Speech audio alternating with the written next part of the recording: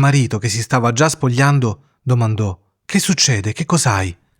Lei si voltò verso di lui, sconvolta. Io non ho più la collana di Madame Forestier». Lui si alzò di scatto, sbigottito. «Cosa? Come? Non è possibile!» E frugarono tra le pieghe dell'abito, tra i drappeggi del mantello, nelle tasche, ovunque, ma non la trovarono. Lui continuava a domandare: «L'avevi ancora addosso quando siamo usciti dal ballo? Ne sei certa?» «Sì, l'ho toccata con la mano, nell'atrio del ministero». «Ma se l'avessi persa per strada l'avremmo sentita cadere. Deve essere rimasta nella carrozza». «Sì, è probabile. Hai preso il numero?» «No. E tu? Non l'hai guardato?» «No». Si guardarono attoniti. Infine Loisel si rivestì. «Vado», disse. «Rifaccio a piedi tutto il tragitto per vedere se riesco a ritrovarla». E uscì. Lei rimase lì, in abito da sera, senza la forza di sdraiarsi, accasciata su una sedia, intirizzita, incapace di pensare. Suo marito tornò a casa verso le 7. Non aveva trovato nulla. Poi si recò alla questura, ai giornali per pubblicare un annuncio con ricompensa, alle compagnie di vetture a noleggio, ovunque un barlume di speranza potesse spingerlo. Lei aspettò per tutto il giorno, nello stesso stato di smarrimento, annientata di fronte a quel disastro spaventoso. Loisel tornò la sera, col viso scavato e pallido. Non aveva scoperto niente. «Bisogna scrivere alla tua amica», disse, «e dirle che si è rotta la chiusura della collana e che la stai facendo riparare.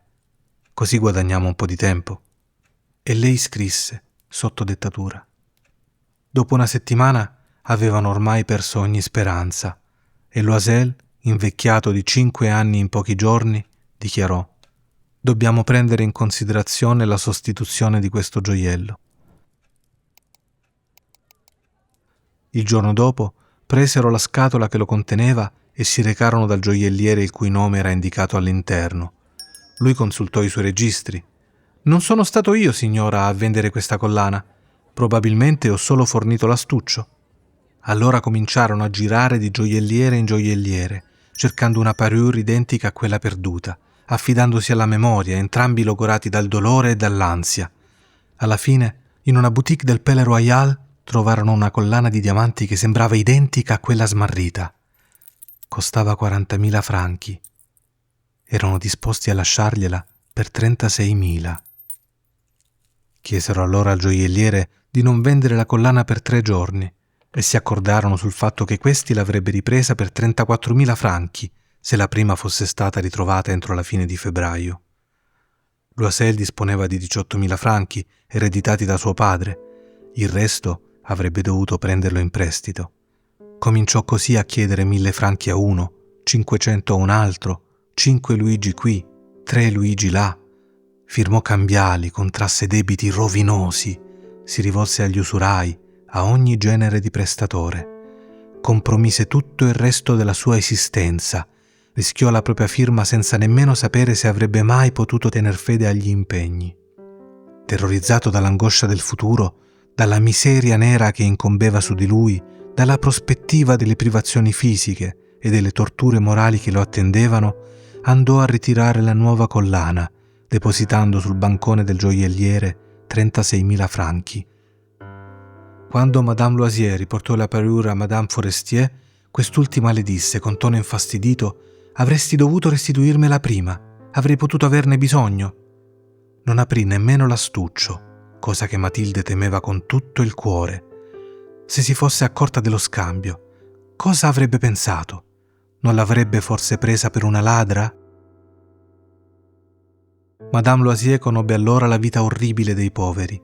Accettò il proprio destino di colpo, eroicamente. Bisognava pagare quell'enorme debito e lei l'avrebbe pagato.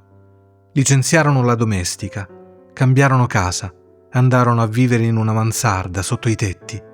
Lei imparò cosa significavano i lavori pesanti della casa, le incombenze più odiose della cucina. Lavava i piatti, consumandosi le unghie rosa sul grasso delle pentole e sul fondo delle casseruole. Insaponava la biancheria sporca, le camicie e gli stracci, che poi stendeva ad asciugare. Ogni mattina scendeva in strada a buttare la spazzatura e poi risaliva coi secchi dell'acqua, fermandosi a ogni piano per riprendere fiato. Vestita come una donna del popolo, andava dal fruttivendolo, dal droghiere e dal macellaio, col cesto al braccio, mercanteggiando, subendo offese, difendendo centesimo per centesimo quel poco denaro. Ogni mese bisognava pagare cambiali, rinnovarne altre, ottenere rinvii. Suo marito la sera lavorava a ricopiare conti per un commerciante e la notte spesso faceva copia a 5 centesimi la pagina. E questa vita durò 10 anni. Alla fine avevano restituito tutto, fino all'ultimo franco, con gli interessi da usura e l'accumulo degli interessi sugli interessi. Ora Madame Loisel sembrava vecchia. Era diventata una di quelle donne forti, dure, segnate dalla fatica, che si incontrano nei quartieri più umili. Trasandata, con le gonne storte e le mani arrossate, parlava a voce alta, lavava i pavimenti assecchiate d'acqua. Ma a volte, quando il marito era in ufficio, si sedeva accanto alla finestra e ripensava a quella serata lontana, a quel ballo in cui era stata così bella e così ammirata. Cosa sarebbe accaduto se non avesse mai perso quella collana? Chi può dirlo? Chi può saperlo? Com'è strana, com'è capricciosa la vita. Basta così poco per perdersi o per essere salvati. Una domenica, mentre passeggiava sugli Champs-Élysées per distrarsi un po' dalle fatiche della settimana, Mathilde scorse all'improvviso una donna che camminava con un bambino. Era Madame Forestier, ancora giovane, ancora bella, ancora affascinante. Mathilde si sentì scossa, turbata. Le avrebbe parlato? Ma sì, certo. E ora che aveva pagato tutto, le avrebbe detto la verità. Perché no? Mathilde si avvicinò. «Buongiorno, Jeanne». L'altra non la riconobbe, stupita che quella donna dall'aspetto trascurato la chiamasse con tanta confidenza. Balbettò: «Ma, signora, non so, deve esserci un errore». «No, sono Mathilde Loisier». La sua amica emise un grido. «Oh, povera Mathilde, come sei cambiata!» «Sì, ho passato giorni durissimi da quando non ci vediamo, tante miserie. È tutto a causa tua». «A causa mia? Ma come?» «Ti ricordi di quella collana di diamanti che mi avevi prestato per il ballo al ministero?» «Sì, e allora?» «Beh, l'ho perduta». «Come?